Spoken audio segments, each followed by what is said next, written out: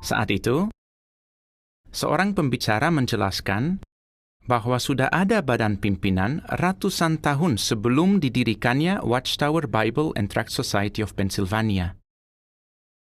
Nah, orang-orang yang menentang Yehua dan organisasinya mengatakan bahwa tidak ada badan pimpinan di abad pertama. Jadi sekarang pun tidak perlu ada badan pimpinan. Tapi pada Pentakosta 33 Masehi, sebenarnya ada suatu badan pimpinan. Itu lebih dari 1.800 tahun sebelum Badan Hukum Pennsylvania didirikan.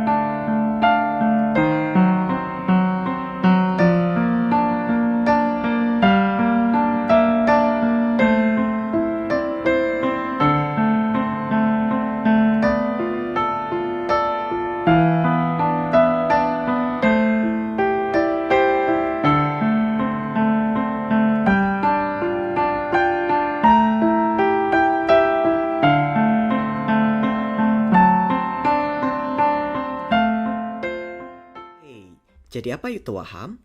Waham adalah fixed belief atau kepercayaan yang menetap, yang sebenarnya tidak sesuai dengan realita tapi tidak bisa diganggu-gugat.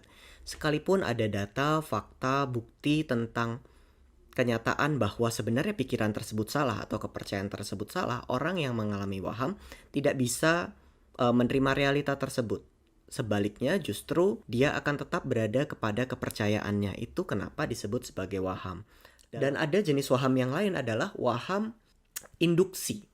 Di sini sebenarnya seseorang tersebut nggak memiliki waham.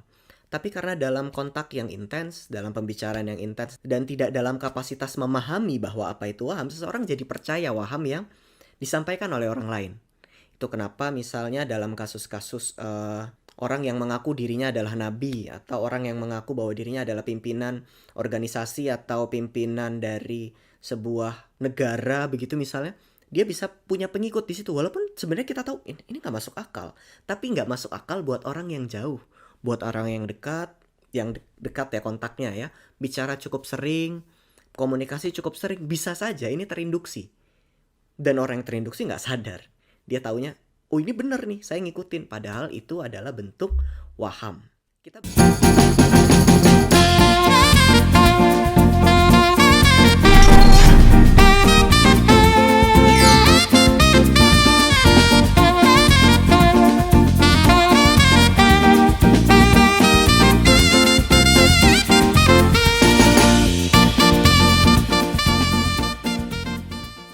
Utusanku akan mengosongkan jalan di depanku, Sejak dahulu kala Yehua bermaksud mempersiapkan umatnya untuk kelahiran kerajaan Mesias.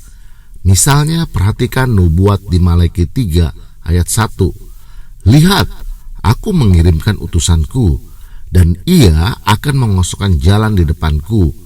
Dengan mendadak Tuhan yang benar, yang kamu sekalian cari akan datang ke baitnya, serta utusan perjanjian yang kepadanya kamu merasa senang. Dalam penggenapan zaman modern, kapan Yehua, Tuhan yang benar, datang untuk menginspeksi orang-orang yang melayani di halaman bait rohaninya di bumi? Nubuat itu menjelaskan bahwa Yehua datang bersama utusan perjanjian. Siapakah dia? Ia adalah Sang Raja Mesias, Yesus Kristus. Sebagai penguasa yang baru dilantik, ia menginspeksi dan memurnikan umat Allah di bumi. Tetapi siapakah utusan lain yang disebutkan di bagian awal Malaki 3 ayat 1? Tokoh nubuat ini tampil lebih dahulu sebelum kelahiran Raja Mesias. Puluhan tahun sebelum 1914, adakah yang mengosongkan jalan bagi Mesias? Kita akan menemukan jawabannya dalam publikasi ini yang mengisahkan sejarah yang dramatis dari umat Yehua zaman modern. Sejarah ini berawal pada penghujung abad ke-19, ketika sekelompok kecil orang-orang yang tulus tampil sebagai satu-satunya golongan Kristen sejati di tengah ladang kepalsuan. Kelompok itu akhirnya dikenal sebagai siswa-siswa Alkitab. Orang-orang yang menjalankan kepemimpinan kala itu, Charles Taze Russell dan rekan-rekan dekatnya, memang bertindak sebagai utusan yang dinubuatkan itu, yaitu memberikan pengarahan rohani kepada umat Allah dan mempersiapkan mereka untuk berbagai peristiwa yang akan datang.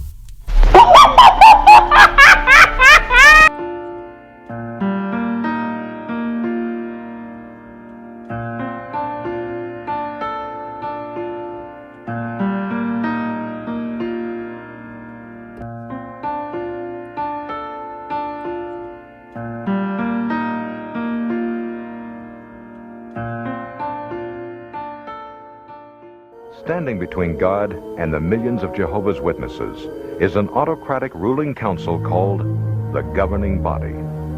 Because Jehovah's Witnesses believe the Word of God is channeled to humanity through this elite committee alone, these men rule with unchallenged authority. Every witness is subject to their dictatorship, from the cradle to the grave. Raymond Franz, author of the book Crisis of Conscience, was a member of the Watchtower Society's governing body for 9 of his 60 years as a Jehovah's Witness. His account of their secret sessions is revealing. I must say that it was one of the most disillusioning experiences of my life. It came as a rude awakening to me to see what actually went on. I envisioned the governing body as a body of men to whom the Bible, God's Word, was the controlling force in every one of their decisions, who really dug into the scriptures to make sure that everything that they did was soundly based upon the Bible. And when I got into the governing body, I found that the Bible was rarely appealed to, was rarely used. That mainly was a matter of discussing organizational policy and how to apply this organizational policy. And I found that again and again, when issues came up, even though scriptures might be presented, if there was an organizational policy, that policy would take precedence over scripture.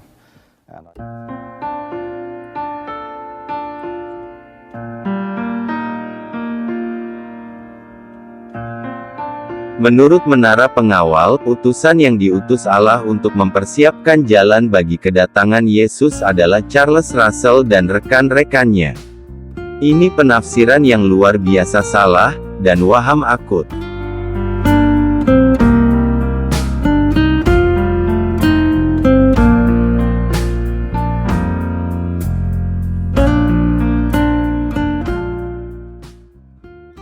Setelah para utusan Yohanes pergi, Yesus mulai berbicara kepada kumpulan orang di situ tentang Yohanes. Jadi sebenarnya, kalian keluar untuk melihat apa? Nabi. Ya, dia memang nabi. Dan saya memberitahu kalian, dia lebih besar daripada para nabi. Dialah yang dimaksud dalam tulisan ini. Aku mengirim utusanku mendahulimu, yang akan menyiapkan jalan untukmu. Perhatikan tanda bintang ini. Ini artinya memiliki ayat silang sebagai referensi kepada ayat lainnya.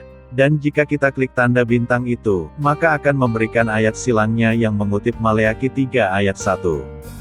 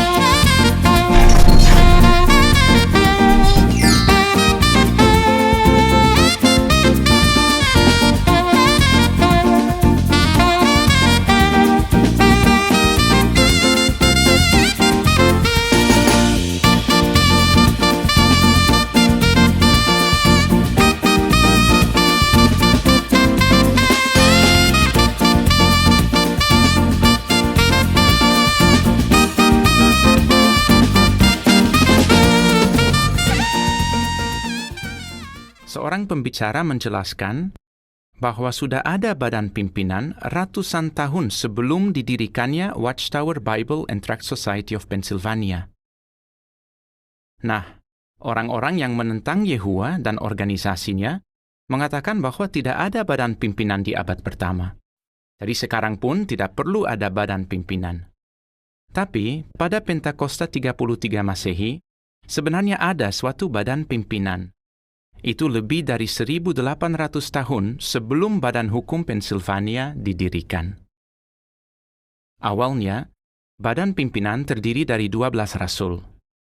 Belakangan, jumlahnya bertambah. Yang memimpin adalah para rasul dan para penatua di Yerusalem.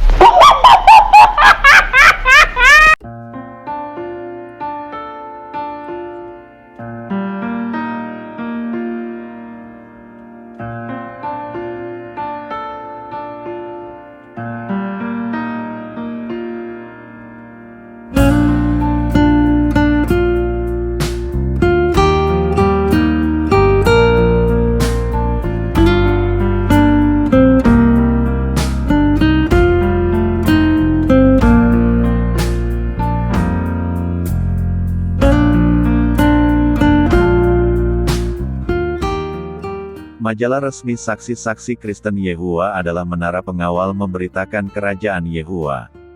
Pada tahun 1944, majalah Menara Pengawal mulai berbicara tentang badan pimpinan sidang Kristen.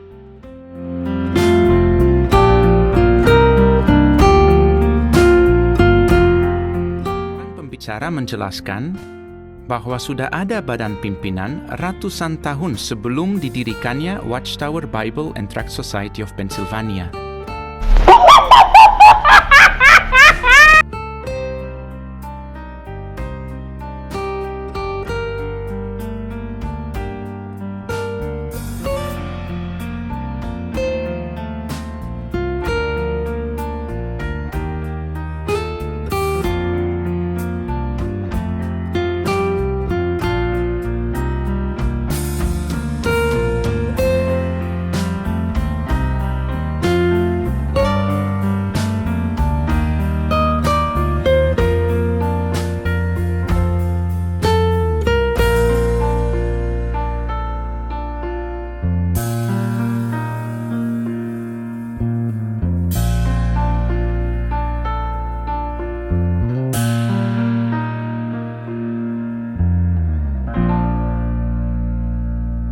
Pada suatu hari ketika mereka beribadah kepada Tuhan dan berpuasa, berkatalah Roh Kudus, "Khususkanlah Barnabas dan Saulus bagiku untuk tugas yang telah kutentukan bagi mereka." Oleh karena disuruh Roh Kudus, Barnabas dan Saul berangkat ke Selekia.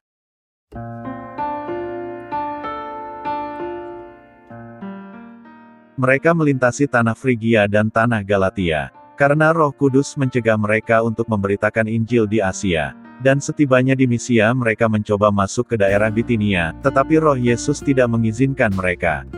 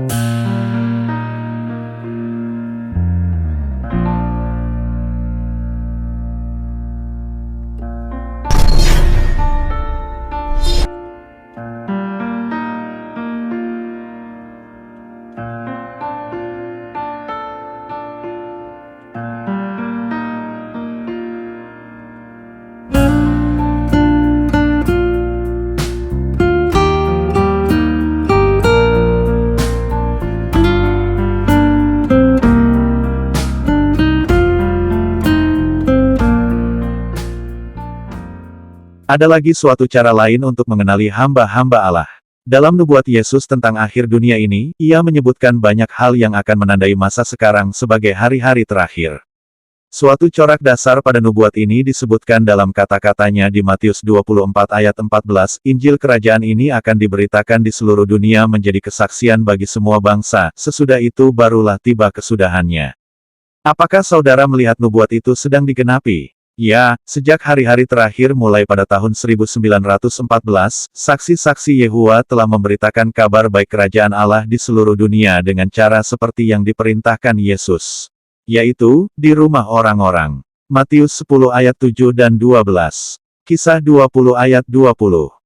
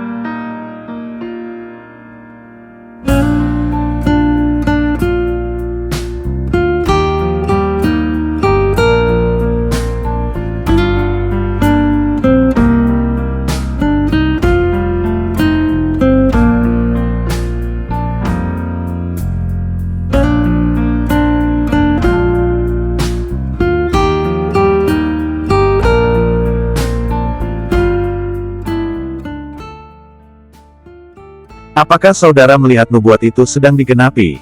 Ya, sejak hari-hari terakhir mulai pada tahun 1914, saksi-saksi Yehova telah memberitakan kabar baik kerajaan Allah di seluruh dunia dengan cara seperti yang diperintahkan Yesus, yaitu di rumah orang-orang.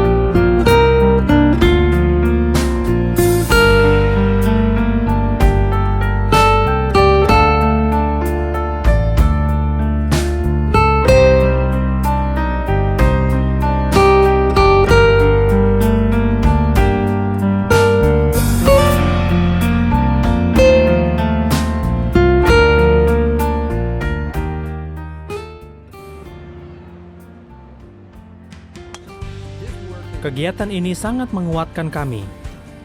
Satu saudari bilang bahwa sekarang dia tidak lagi sekadar menempatkan bacaan, tapi dia lebih banyak tersenyum dan berfokus pada orang yang lewat.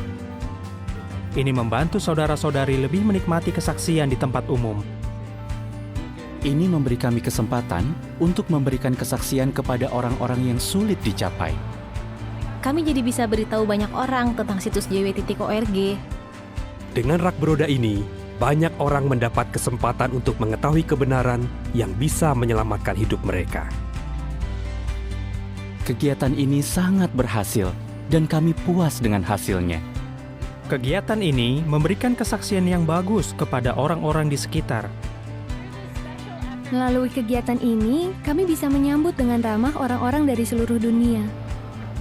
Karena sudah merasakan sukacita dan melihat hasil baiknya, banyak dari kami yang bertanya, kapan ada kegiatan seperti ini lagi?